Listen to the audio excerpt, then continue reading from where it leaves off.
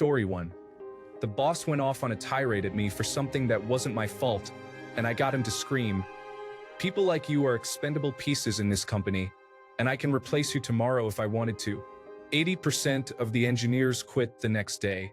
They simply didn't show up, including me. From what I know, the entire project folded because my now ex-boss couldn't find people to replace us since no one wanted to do the kind of work he was looking for at the salary he was paying. Story 2. I had worked at a grocery store for about 3 years before moving from courtesy clerk, basically bagger and custodian, to helper clerk, stocker. The grocery department wanted to save costs on personnel, but couldn't fire anyone or lay anyone off due to the union. So, they started cutting back hours and literally told us that when someone quits, everyone else will get more hours. We were supposed to be 40-hour employees, and they had us at 32 hours. 2 people quit, and we were down to 24 hours. A third person quit, and we were down to 16 hours. I don't know what their plan was, but they didn't give us more hours as people left. Story 3. Canceled all raises and bonuses for everyone except the chief executive officer, his wife, financial and human resources, and his son, utterly useless information technology. In a year where we have record profits and brought in almost double the clients, on top of announcing they are not looking to hire more people when we were already overwhelmed. The good part about it was when the majority of us quit, they lost almost every single client shortly afterward to their competitors, and the company is now defunct. Story 4. We stopped providing free coffee and were so cheap that we sold our coffee maker. This was in Seattle, so a couple of people bought their own coffee makers to put in their cubicles. That tripped the circuit breakers several times, so it was very disruptive since our computers would shut down. Management then said no coffee allowed in the office at all. We lost 4 very good engineers. Story 5. The tattoo shop owner, who lived in another state, hired an unqualified person to revamp the shop. I had been managing for 3 years at this point, and he expected me to teach him how to do my job so he could replace me. That person had no clue how to run a shop. Additionally, the owner had been embezzling money for her cocaine habit and blamed the longest-standing artist at the shop for lost revenue, accusing him of stealing. I handled the books and no one was stealing. She was unstable. Anyway, all the artists and I mutinied and left at the same time. We left them in a difficult position. With that unqualified person in charge, the shop didn't last a year after we all left. Story 6. Many years ago, in high school, I worked at a movie theater. The place was pretty poorly run from the moment I started there. We never got paid on time, and management was essentially a bunch of lazy individuals who sat in the office talking all day and never actually did any managing. It would have been hard for things to get any worse, but after a couple of months, they brought in new management who seemed to want to make it their personal mission to run the theater as poorly as possible. They first decided to implement a new policy requiring all projectionists to wear ties, despite the fact that projectionists are never seen by the public, not to mention the tiny detail that the projectionists worked around giant, rapidly spinning objects that a tie could get caught in. Management refused to reconsider the policy, and every single projectionist quit as a result. They then decided that the door people, of which I was one, who were always scheduled 7 days a week, would now only be scheduled on the weekends, and refused to reassign any of us to concessions on the weekdays so we wouldn't lose hours. As a result, almost every single door person quit, including me. After that, they started imposing impossible cleanliness standards on concessions, things like requiring them to scrape popcorn kernels out of the cracks in the trim behind the popcorn machines. Concessions was there until 5 a.m. every night trying to meet their standards. Most of the concession people quit as a result. By my count, the theater went from a staff of about 50 to a staff of about 12 in 3 weeks. I swung by about a month after I quit and found out that the entire management staff had been fired and replaced yet again by an entirely new one, who actually seemed to be running the theater properly. My best guess is that the previous management had been told to whip the theater into shape, and they were individuals who had no idea how to effectively do that. Story 7. I used to work at a grocery store. We had a manager who was hired to run the store but not be the franchise owner, and when his numbers were satisfactory enough, they would let him franchise it. So, a year later, this guy was doing everything he could, making the store run and look wonderful. All the staff liked one another. Out of nowhere, He is told they are putting in a franchise bid and tell him that if he wants it, he can have it. He bids, but so does one of the district manager's sons, who gets it. The original manager is, of course, upset but agrees to stay as the grocery manager if he keeps his pay rate. Fast forward, and the new franchisee gets fired for not following regulations. They do the franchise bid a second time and tell the original manager the same thing. He can have it if he wants it. They give the store to another person a second time. I felt bad for the guy because of all his hard work and how well he treated me. The store starts going downhill, causing a lot of change and a lot of upset people. I was the first one to walk out as all our hours were cut. The new franchisee never spoke to anyone but would complain if we didn't do things her way.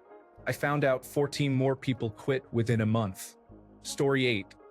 We just had a company-wide pay cut of 20% and a 4-day work week instead of 5.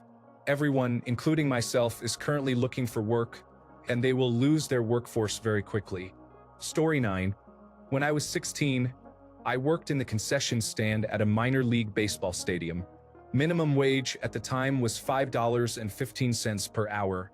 This job paid $8, and it was always in the evenings, so it was perfect work for a high school student. The only bad thing was our management was terrible. The main manager would throw tantrums about once a shift over trivial issues, like not ordering enough of a specific beer, she did the ordering, or running out of pre-cut lemons for tea.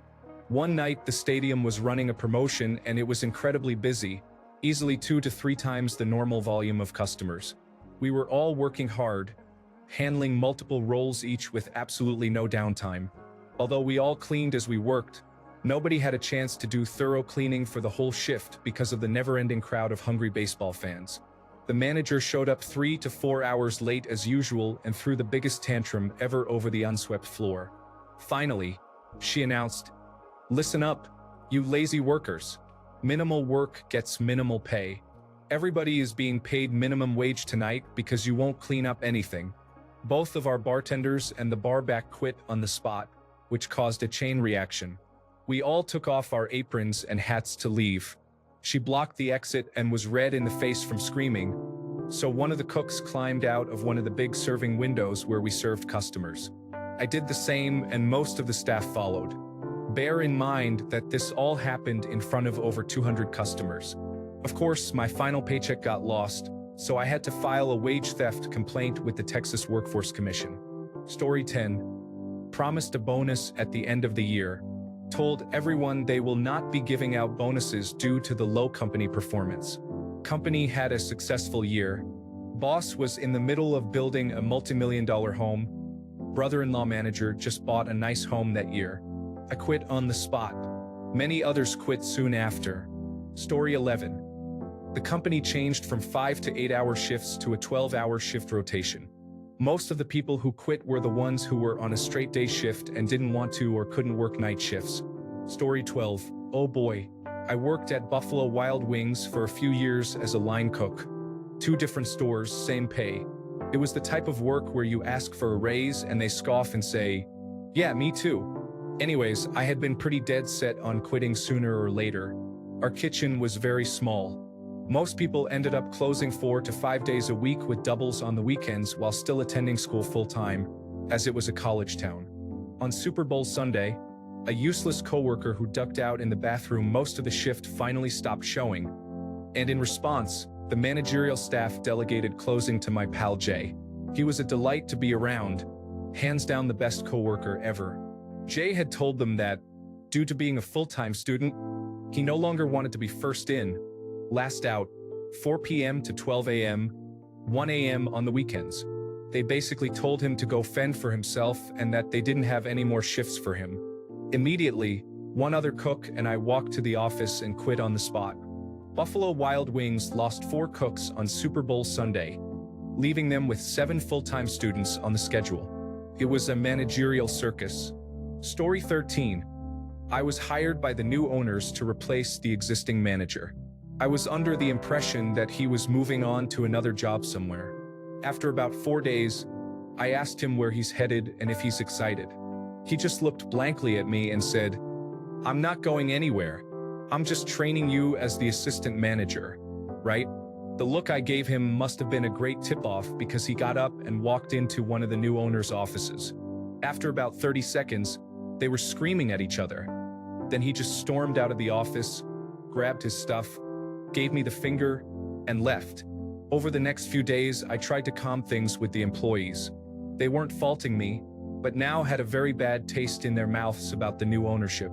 Over about a 7 to 10-day period, my team shrank from 15 people down to 3. I hobbled along with that the best I could while we tried to hire new people, but the new owners were offering so little we had trouble finding people. After 3 months or so of that, I started to get fed up and overwhelmed, and when the owners started to get on me about missed deadlines, I had it. We were still only at 5 people, 2 of whom were brand new and still training. They didn't allow me to refuse work or push deadlines out. They expected the same output as a 15-person team. So after my 3rd day in a row of being berated for missing a deadline that was impossible to make, I quit. Story 14. They laid off half the company with no warning. This included a gentleman who was less than a year from retirement and had been there for over 35 years. The company was shocked when half the remaining people abandoned ship shortly thereafter. Story 15. Worked at a Wendy's, and one of the regional managers started running a store because they couldn't find new managers to replace the old ones. Well, anyways, this guy practically ran the place into the ground. Before he started running the store, most everyone liked working there, as it was a good environment. A few months later, a couple of people quit because of him. One day, I arrived at 9 to help open the store, and he came out to my car as soon as I parked. I was 15 minutes early and usually just sat in my car until 9. He told me, "Hey, I need you to start early because the 3 openers just quit on me." We managed to get the store open and had several people from other stores help run the place until the next shift came in. A couple of days later, I heard the full story of what happened from a coworker. The regional manager was supposed to be at the store at 7, and the openers 30 minutes later. He didn't actually show up until 8:30. So when the openers, already upset about being at work really early and not being on the clock, saw the regional manager arrive, they knew it was going to be an awful shift and decided to quit right there. At least 6 people quit because of him by the time I left the place. Probably more left after me. Story 16. I did landscape construction. The cheap owner kept taking bigger and bigger projects while never hiring more help. We were all overwhelmed, stressed, and anxious. One of our foremen quit, and I followed suit a few days later. 2 more guys quit the next day. He was down to 3 workers for the large amount of work he wanted to do. Of course, everything fell behind schedule, but he was convinced it was not his fault at all. He went out of business less than a year later. Story 17. I was working for a very large information technology company. Before the tech bubble burst, we had a meeting with our new director and the vice president. They were tired of people complaining about things that should be changed at the job and how they managed people. So they sat around 200 of us down in our auditorium, and the director said she didn't want to hear any more complaints about how she was running things. If we didn't like it, there was the door, and there was no way we'd leave such a great job. Well, there was a mass exodus, and probably close to 50 people left within 2 months. She and the vice president were reorganized and given 0 reports. They were gone after a round of layoffs happened shortly after. Story 18. A well-known colleague committed suicide, and we were informed by management via a brief side note in an email about statistics at the end of the day. It caused a lot of upset in the office, and quite a few people did not return after this. Story 19. Restructure of the way we're paid. What I used to do involved about 40% client interaction, 20% team or coworker interaction, and 40% paperwork and case coordination tasks. Based on what we do, that means only 40% of the time is technically billable, and there are really strict rules for what is and isn't billable. So logically, we were being paid on a salary model. Then management said we can only make money for the time that is actually billable. 1/4 of the department quit. 2 of us on the same day. Story 20. The owners retired. They were literally the greatest people, both very sweet, and kept the place running like a well-oiled machine. They took pretty good care of us and their restaurant. When they left, they handed the restaurant over to their nephew, who at the time was a busboy and waiter. He was kind of standoffish, didn't really interact with us too much, and was a bit lazy at times, but for the most part did his work and went home. He seemed okay until he got the power of being the owner.